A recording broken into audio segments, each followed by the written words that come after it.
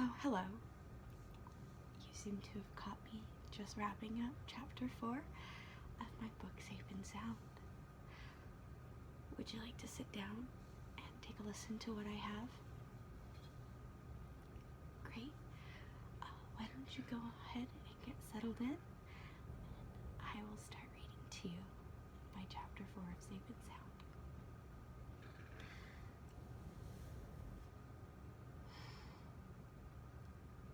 Zoe started playing with her eggs on her plate as I dive into my bacon. It was cooked to perfection, equal parts crispy and juicy. Before Zoe, I only thought you could cook bacon overdone.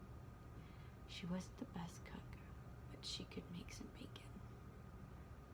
Her coffee, on the other hand, was not so good, and I would often pass drinking it unless I was desperate. Zoe didn't have a really big appetite in general, but to her, breakfast was the most important meal of the day, as she would frequently remind me. So when she wasn't eating, I knew something was off. "What's wrong?" I say with a mouthful of food. "Haven't had a change of heart on me and decided to go vegetarian." That gets me a little smile from her. "Do you regret this?" she says, setting her fork down on her plate. "What, this apartment?" "Oh yeah, every day."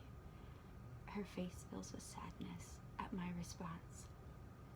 I swallow the mouthful I have and continue.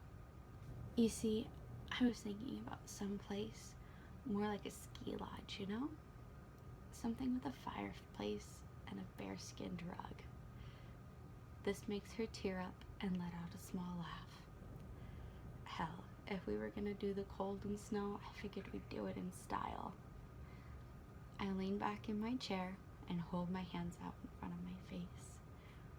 I can picture it now, sitting outside in a hot tub, snow all around us, Jack and Coke in my hand. She buried her face in her hands. I can hear her laughing, but I know she's still crying. I reach out to her arms. "Hey, don't do that." I touch her head and pet her a bit. "If I regretted this, I would tell you, right? Have you ever known me to hold back?" I wait a moment for an answer, and when I don't get one, I pull up on the side of her head to make her face me.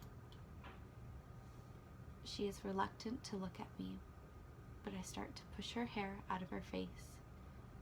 I see the scar on her hairline, the one from that night. "Hey, we're in this together.